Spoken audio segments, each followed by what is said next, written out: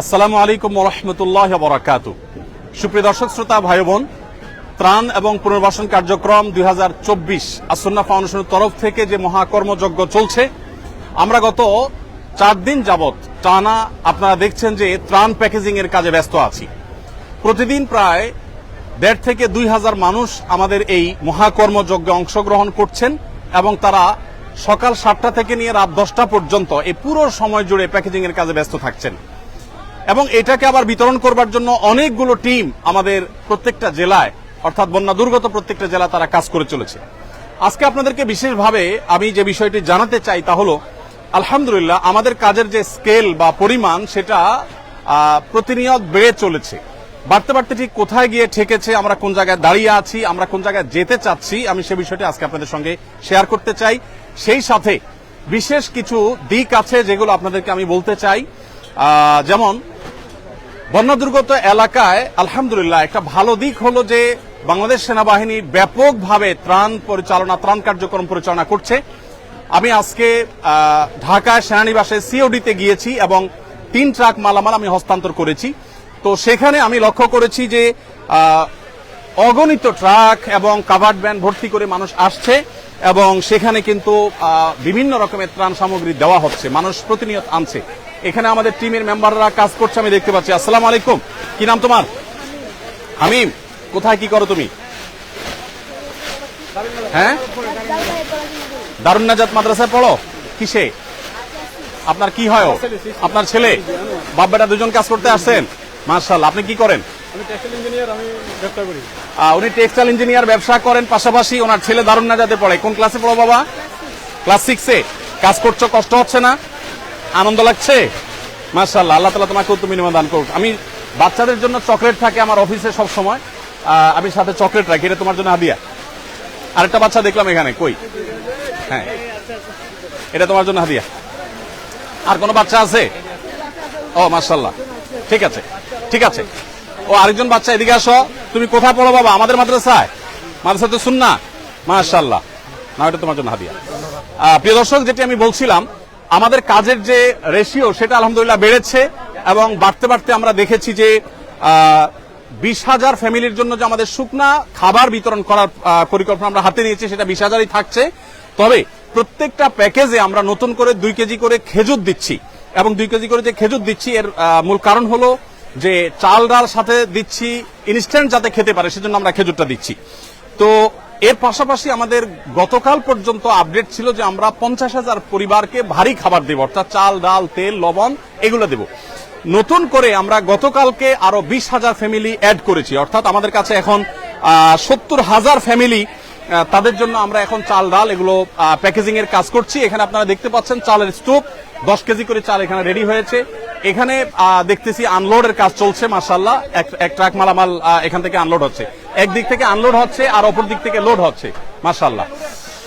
তো যেটা বলছিলাম যে এখানে মাশাআল্লাহ আমাদের চালের কার্যক্রম চলছে। আসসালামু আলাইকুম, ভালো আছেন সবাই? কোথায় কি করেন? ইস্ট ইউনিভার্সিটিতে পড়েন উনি। আপনি কোথায় পড়েন?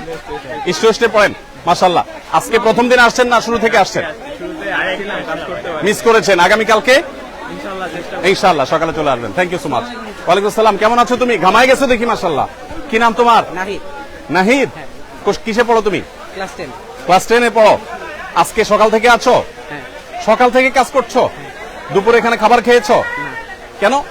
খাবারের টাইম পাও নাই। সবাই তো খেয়েছে, তুমি খাওনি কেন? পরে খেজুর খেয়েছিলাম। ও, পরে খেজুর খেয়েছো। তো সবার জন্য তো খাবার ছিল, তুমি খাওয়া দরকার ছিল। খাবার শেষ হয়ে গেছিল। ও, পরে ছিল। যাই হোক, এটা আমার পক্ষ থেকে চকলেট তোমার জন্য হাদিয়া, মাশাআল্লাহ। আজকে প্রথম দিন আসছো না কালকেও ছিল? মাশাআল্লাহ, কালকেও আসবা? মাশাআল্লাহ। তোমার কাছে কেমন লাগছে বলো এই কাজ করে? মাশাআল্লাহ, খুবই ভালো। মাশাআল্লাহ মাশাআল্লাহ, খুবই ভালো। প্রিয় দর্শক, ওয়ালাইকুম আসসালাম রহমতুল্লাহ, ভালো আছেন আপনারা? এখানে 10 কেজি করে চালের প্যাকেজিং চলছে। প্রিয় দর্শক, এগুলো শুধু আজকের কাজ। এখানে যে আমরা ডালের স্তূপ দেখতে পাচ্ছি, এই ডালের স্তূপটা হলো আজকের ডাল এবং এখানে যে চাল দেখতে পাচ্ছি এগুলো আজকের চাল। এই বিষয়টা আমরা দেখতে পাচ্ছি যে ভাই আপনি একটু সরেন এখান থেকে। এখানে যে ডাল আমরা দেখতে পাচ্ছি, ডালটা হলো আজকের ডাল। এই সবগুলো কিন্তু আজকে কমপ্লিট হবে ইনশাআল্লাহ। এবং ওইদিকে চাল শেষ হচ্ছে, নতুন করে আবার আনলোড হচ্ছে, আনলোড হয়ে আবার সেগুলো 10 কেজি করে প্যাকেট হয়ে ইনশাআল্লাহ লোড হয়ে যাবে। এখানে চালগুলোর সাথে ডাল যুক্ত হচ্ছে। আপনারা কি দিচ্ছেন? লবণ। মাশাআল্লাহ, 1 কেজি করে লবণ দিয়ে একটা না দুইটা দিচ্ছেন? একটা করে, হাফ কেজির 2 প্যাকেট যাচ্ছে। মাশাআল্লাহ, হাফ কেজির প্যাকেট এখানে 2 কেজি করে লবণ ওনারা দিয়ে দিচ্ছেন। ওদিক থেকে ডাল, চাল এবং ডাল ঢুকে আসছে, এখানে লবণ ঢুকছে, সামনে যে সেখানে তেল ঢুকবে। পাশ থেকে খেজুর ঢুকছে, আমরা দেখতে পাচ্ছি। খেজুর কারা দিচ্ছে? খেজুর এখান থেকে দেওয়া হচ্ছে। আচ্ছা, মাশাআল্লাহ, খেজুরটাও ওই পাশ থেকেই ঢুকছে, লাইনের মধ্যে আমরা দেখতে পাচ্ছি। আর এদিকে তেল এবং লবণের যে স্তূপ আমরা দেখতে পাচ্ছি সেটা রাখা আছে। তো যাই হোক, আমি যেটি বলছিলাম, একটু আমি যদি আবারও বলি যে আসুন্নাহ ফাউন্ডেশন থেকে আমরা যে 20,000 পরিবারের জন্য শুকনো খাবারের কথা বলেছি, তার পাশাপাশি ভারী খাবার হিসাবে আমরা 70,000 পরিবারের জন্য আমরা চাল, ডাল ইত্যাদির ব্যবস্থা করেছি। আর এর বাইরে আরো 40,000 ফ্যামিলির জন্য, আরো 70,000 ফ্যামিলির জন্য আমরা 25 কেজি করে চালের ব্যবস্থা করব বলে সিদ্ধান্ত গ্রহণ করেছি। তো এই যে 70,000 ফ্যামিলি, এটা ছিল 50,000 ফ্যামিলির জন্য। 50,000 ফ্যামিলির এই আপনার ডিসিশনটা গতকালকে 20,000 প্লাস হয়ে 70,000 হয়েছে। তো আমরা ইনশাআল্লাহ এই 70,000ও শেষ করবো, আল্লাহ যদি বাঁচায় রাখেন। এর পাশাপাশি 5,000 যে পুনর্বাসন কার্যক্রম আমাদের আছে সেটিও কিন্তু আপন জায়গায় চলতে থাকবে ইনশাআল্লাহ। আমরা 5,000 পরিবারকে পুনর্বাসন করব, অর্থাৎ তাদেরকে টিন কিনে দেওয়া এবং নগদ অর্থ সহায়তা করা। এখানে আমরা দেখতে পাচ্ছি মাশাআল্লাহ কিছু ভাইরা আনলোড করছেন, ওখান থেকে লোড করছেন, ওখান থেকে আনলোড হয়েছে, এখানে লোড। আসসালামু আলাইকুম, সবাই ভালো আছেন আপনারা? মাশাআল্লাহ, মাশাআল্লাহ, মাশাআল্লাহ। আমরা এখানে দেখতে পাচ্ছি যে একদিক থেকে ট্রাকে আনলোড হয়েছে, এখন এখান থেকে আবার লোড হচ্ছে, এবং সিরিয়ালে আমরা দেখছি কয়টা ট্রাক লোড হচ্ছে। 1, 2, 3টা ট্রাক এক নাগাড়ে লোড হচ্ছে, এবং এই সবগুলো প্যাকেজগুলো সবগুলো রেডি। মাশাআল্লাহ, আপনি কি গাড়ির মানুষ? আপনি কি কাভার্ড ভ্যান নিয়ে আসছেন? মাশাআল্লাহ, কোনটা আপনার গাড়ি? মাশাআল্লাহ, স্টেট ফার্স্ট সম্পর্কে বলতে হয়, ওনাদের গাড়িগুলো আমাদেরকে ফ্রি সার্ভিস দিচ্ছেন, এবং ভাই ট্রাক ড্রাইভার উনি আমাদেরকে স্টেট ফার্স্টের তরফ থেকে আমাদেরকে আলহামদুলিল্লাহ গাড়িগুলো সব ফ্রি দেওয়া হয়েছে আমাদের পরিবহনের কাজে পুরো ব্যবহার করার জন্য ওনারা আমাদেরকে দিয়েছেন আলহামদুলিল্লাহ। তো আমি যেটা বলছিলাম যে 5,000 পরিবারের জন্য আমরা ইনশাআল্লাহ পুনর্বাসন কার্যক্রম পরিচালনা করব। তাহলে সর্বসাকুল্যে আমাদের যে ত্রাণ কার্যক্রম সেটা বেড়ে দাঁড়িয়েছে 20,000, 70,000, 70,000, অর্থাৎ 1,40,000 এবং 1,60,000 পরিবারের জন্য পরিপূর্ণ খাবারের আয়োজন আমরা করছি। আর 5,000 ফ্যামিলির জন্য আমাদের থাকছে হলো পুনর্বাসন কার্যক্রম। আসসালামু আলাইকুম, ভালো আছেন আপনারা? একটু ডিস্টার্ব করি আমি। মাশাআল্লাহ, এখানে আমরা দেখতে পাচ্ছি মাশাআল্লাহ আরেকটা কাভার্ড ভ্যান এখানে লোড হচ্ছে ভাইরা। মাশাআল্লাহ, মাশাআল্লাহ, জাযাকুমুল্লাহ খাইর। এর পাশাপাশি নতুন করে আমরা যেটি যুক্ত করেছি তা হলো গতকালকে আমরা ডিসিশন নিয়েছি যে যারা ক্ষুদ্র ব্যবসা করেন, ছোটখাটো ব্যবসা করেন, যারা ক্ষতিগ্রস্ত হয়েছেন, সেই মানুষগুলোকে আমরা ব্যবসায় তাদের আবার যাতে তারা ঘুরে দাঁড়াতে পারেন সেজন্য আমরা তাদেরকে সহযোগিতা করবো ইনশাআল্লাহ বিদিল্লাহ। আমরা একটু দিক দিয়ে বের হবো। ওয়ালাইকুম আসসালাম রাহমাতুল্লাহ। আপনারা একটু যদি আমাকে জায়গা দেন প্লিজ, মেহরবানি করে একটু সাইডে যান। আসসালামু আলাইকুম। ওয়ালাইকুম আসসালাম রাহমাতুল্লাহ।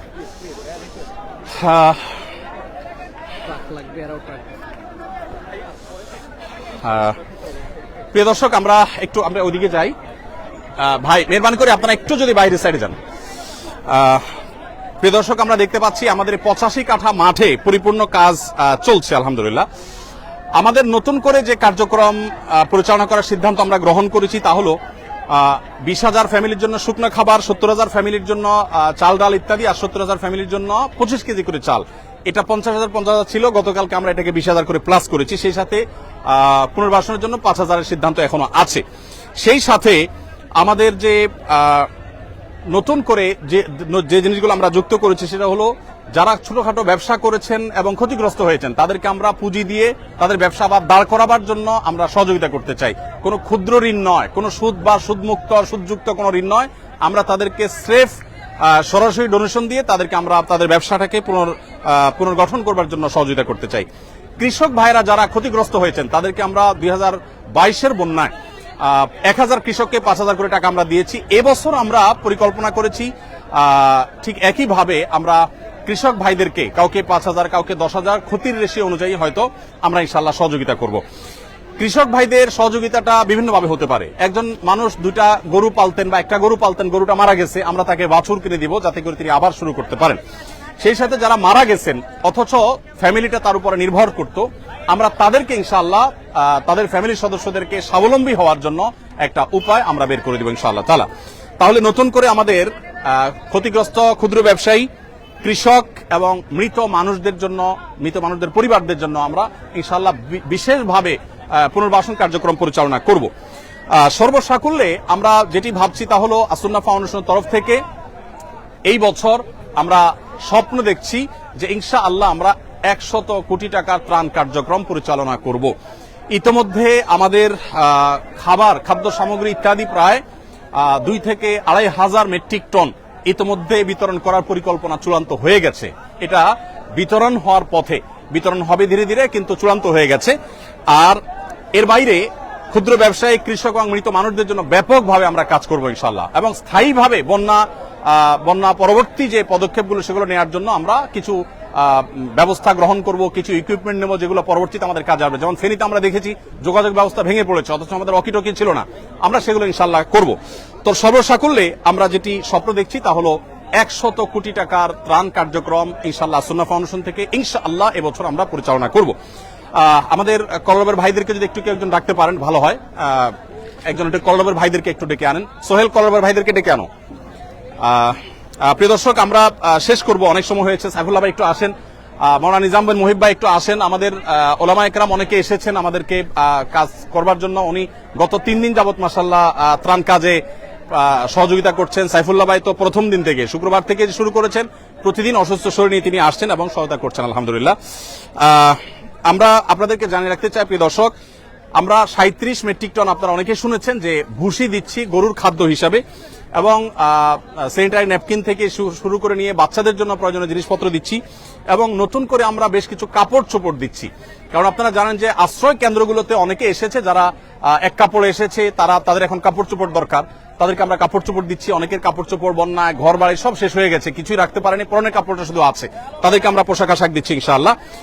একটা বিষয় আমি বলতে চাই আপনাদের সাথে ওলামা একরাম, সেটা হলো যে আমি দেখেছি যে মানুষ যেভাবে ঐক্যবদ্ধ হয়েছে, এই ঐক্যবদ্ধ জাতি ইতিপূর্বে আমরা কখনো দেখি নাই। বাংলাদেশের ইতিহাসে আমি এইভাবে মানুষের স্বতঃস্ফূর্ততা আমি দেখিনি। সে টিএসসি থেকে আসুন্নাহ ফাউন্ডেশন পর্যন্ত সব জায়গায় আপনি স্বতঃস্ফূর্ততা দেখতে পাবেন। আজকের একটি ঘটনা আমি বলি, আমি বাংলাদেশ সেনাবাহিনীর কাছে 3 ট্রাক মালামাল, 3টা কাভার্ড ভ্যান ভর্তি মালামাল হস্তান্তর করে আমি আসছিলাম।